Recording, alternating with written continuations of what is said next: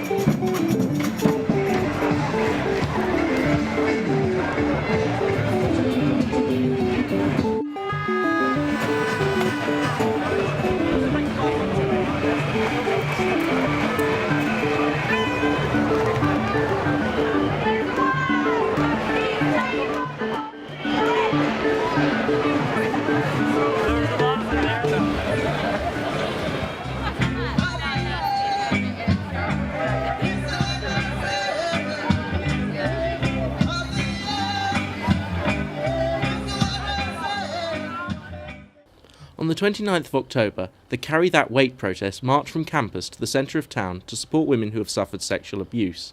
Matt Madison reports. Thousands of students from more than 130 universities across the globe banded together on October the 29th to help survivors of sexual violence. Carry That Weight was inspired by Colombian uni student Emma Solkovich, and at UEA, protesters hefted dozens of pillows to raise awareness of issues surrounding sexual harassment.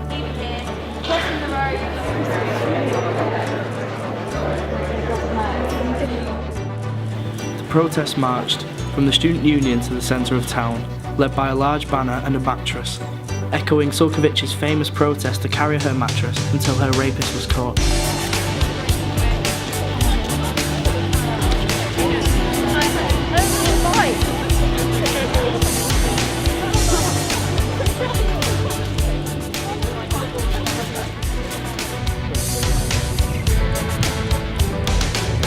Though most of the protesters were women, Carry That Weight did attract a few men, and one in particular had an important and inspiring message. Hi, my name is Abdulrazak Yakubu. I'm a postgrad student at the University of East Anglia.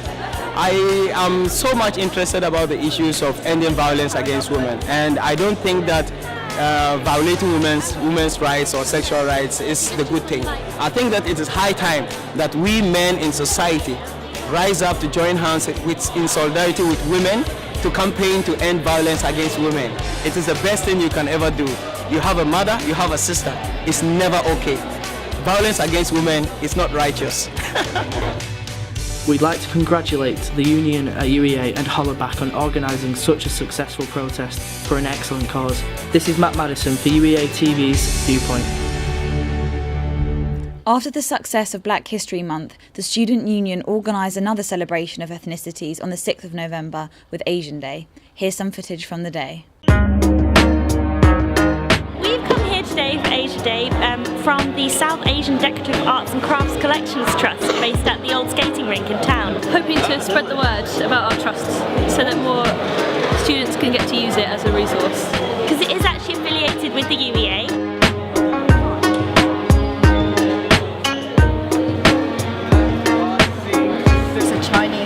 diversity, and people get to know Chinese culture, and that's quite important for all the Chinese students. We have prepared costume for like people to try on, and we'll take photos of you.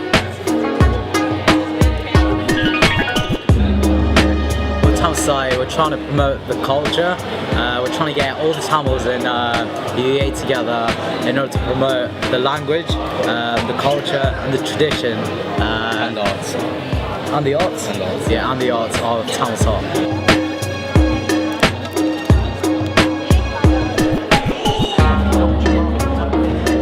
The Pakistan Society is now the sole representative of the Pakistan community, traditions and culture in the Norfolk area.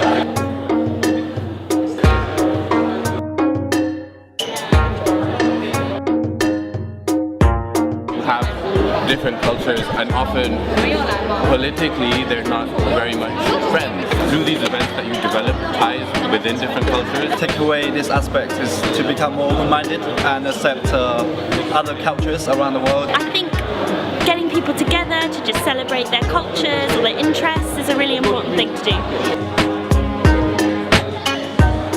It's time for a visit from our university newspaper, Concrete, with all the top headlines. Welcome, Peter. Thank you.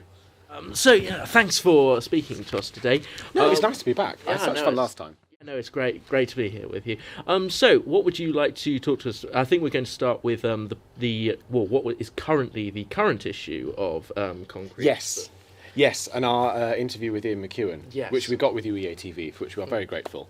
And we sent our television editor, Adam Dawson, to go and talk to Ian. And I think they had their interview in a corridor or somewhere similarly glamorous and illustrious. But that's journalism for you. You take what you can get. It's UEA for you. It's UEA for you. And, yeah, they had a good chat. It's a very worthwhile interview to read. It's very interesting. And of course, he said UEA. Ian McEwan went to UEA, and he is, I suppose, the most famous graduate of the creative writing master's course. And then, of course, he's gone on to write all these award-winning books, and Atonement, which turned into that Keira Knightley film. So yeah, it's a really good chat. And Adam, they talk about some of Ian's books and his experience of writing. And yeah, it's really good that we, along with TV, had the opportunity to talk to him. Was there anything, let's say, exclusive that we got from the interview? Anything exclusive that we got from the interview? Anything he's never said before? I don't think, maybe not. But still, it's good that, these people, that they come to UEA and that they do take the time to talk to us. Yeah. And I suppose you don't necessarily come out of everything with an exclusive, but at the same time, that's an interview that you can't read elsewhere. This isn't something that you can just go and rip off of the BBC or from The Guardian or The Independent or whatever. It's something you've got to come to the UEA Media Collective for, and I think that's really exciting. Just a personal question: if you could interview anyone for Concrete, who would you choose? Concrete? Yeah. Oh, that's a question. Sue Perkins. Oh, I love Sue Perkins. Just her, or with Mel as well? I'd start with Sue Perkins, and then I'd go on to Mel. And that would be the top of a very long list of people I would like to interview. I'd say there's definitely Sandy Toksvig up there as well. The last edition was the Moji edition, if I'm correct. Yes, well, that was the wrap cover that we put together, because, of course, as I think I mentioned this last time I was on, she was nominated, is still nominated for a Guardian Student Media Award for Photographer of the Year, which is a fantastic achievement. And so, yeah, we put together this wrap cover just to celebrate some of her favourite shots. They were shots that she recommended to us. And do we know when the results can be announced? I think it's the end of November. Oh. I don't know the date, but I think it's the end of November. One hell of a Christmas present. Indeed. Yeah. So we're going to move on to the next edition. The sex edition. Over the last couple of weeks, there has been a survey up for students to fill in about, let's say, their sex habits at UEA. It's always worth a read. And I think what struck me most of all this year, having looked through the results and having put together the supplement that we published the survey results in, is that there is a fantastic mix of the bizarre and the amusing, and you read things and you think, oh my God, why would you do that? But on the other hand, there are also some answers which are quite touching in their way, and I think it's really helpful sometimes that we have this kind of response, that we have this kind of survey, to try to blow apart this idea that everybody else is having tremendous sex and that we are the only people struggling with X, Y, and Z or whatever. Because I think sex is something that people can get very insecure about. It's something that people can get very uncomfortable about, and something that people don't like discussing openly. And so when we have this kind of feature in concrete, it helps to, I think, start picking apart some of those misconceptions which a lot of us have.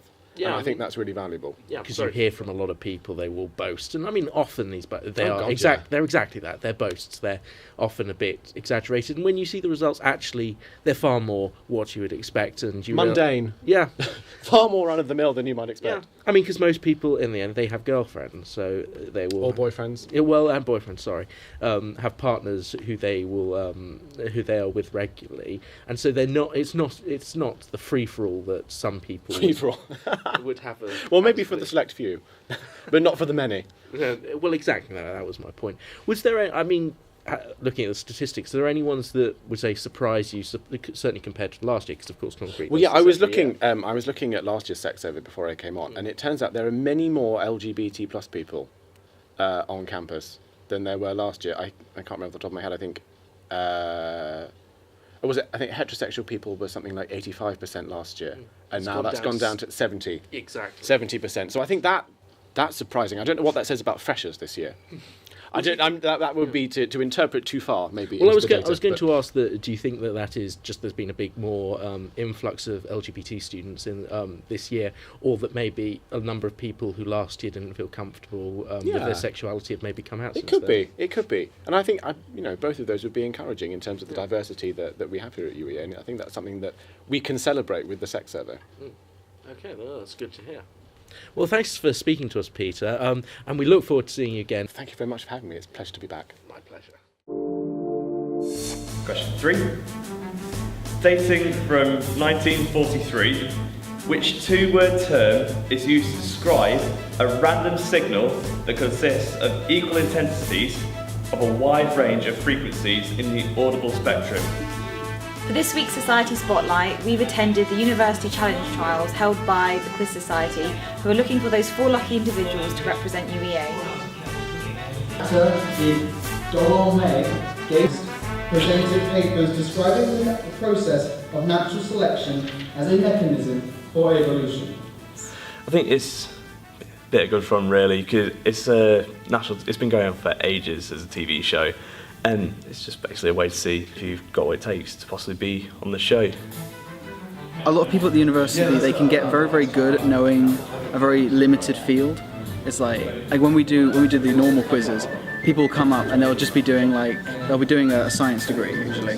Not to point out answers, but science is usually it. And they'll know everything about ecology or everything about physics. And then they just blank out if you ask them about a book, just ever, that's not on their course. And so I think that having something like University Challenge, it gets people to remember there are other disciplines. Question 2. In botany, the basic structure of a chlorophyll molecule is a porphyrin ring having a central atom of which element? I've done some of the ones at the bar a couple of times, so I think the main reason is because there were other people there who I knew, and it was quite good fun to do. It's a really good atmosphere, yeah. It's it's not tense, it's just really, really enjoyable, a really relaxing way to spend a Thursday evening.